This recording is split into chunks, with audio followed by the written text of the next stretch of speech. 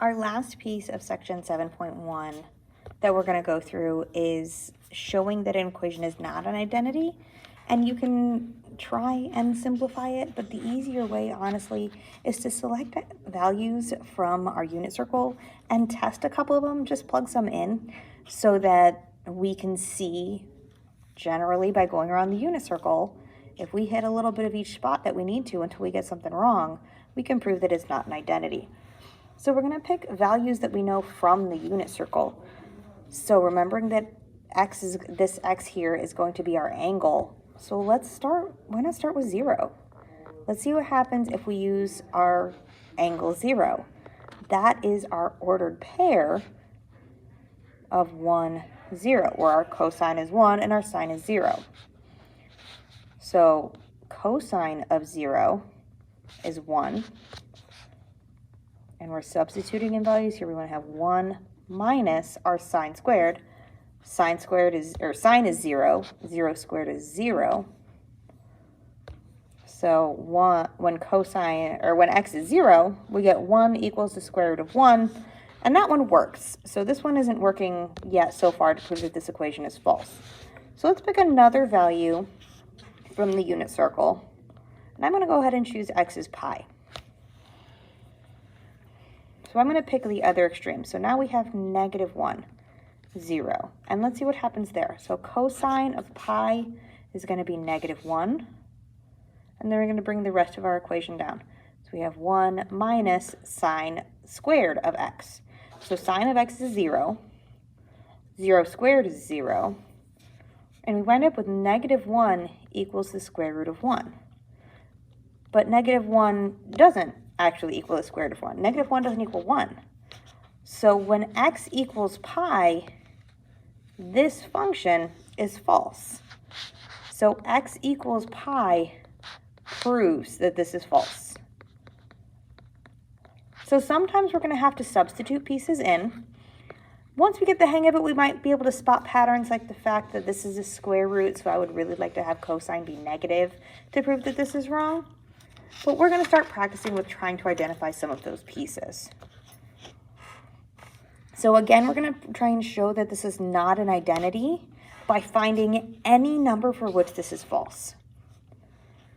So what we have here is that the cosine of the opposite of whatever our angle is the opposite of whatever cosine is. So this is kind of looking at our positive and negative properties here. And again, I'm going to start out kind of with 0. So let's see what happens if t is 0. So cosine of -0, that is just our cosine of 0, which is 1. We just looked at that one. So then we have the opposite of the cosine of 0. Well, the opposite of the cosine of 0 is 1, -1. And again, +1 does not equal -1, so t is 0 proves that this is not an identity. So we're going to start to look for things here. Starting at 0 worked here because we know that cosine of 0 is 1, and by pulling this minus sign out, we can show that it's not positive here. If we had picked like pi over 2, where our cosine was 0, that one would not have worked because the cosine of 0 is the exact same thing as the opposite of 0. So just be really, really careful. We're going to start to try and spot patterns in here. So on one like this, where we have cosine of secant of t, remember that secant, this is 1 over cosine. So we're trying to take the cosine of 1 over cosine. So something that would work to make sure that this is false, to be able to prove this is false, is to see if I can make this piece undefined. So 1 over cosine is undefined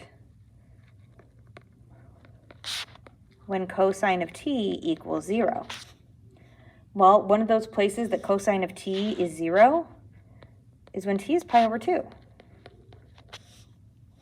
So if we select t as pi over 2, we wind up with the cosine of an undefined answer. That's not something we can do. The cosine of something undefined definitely does not equal 1. So t equals pi over 2 proves that this is not an identity.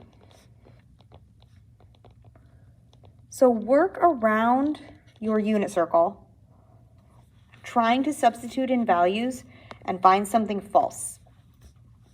We're trying to find something false. Okay? So practice with that, work with that. Let me know if you guys have any questions. But you guys are going to keep working on homework 7-1.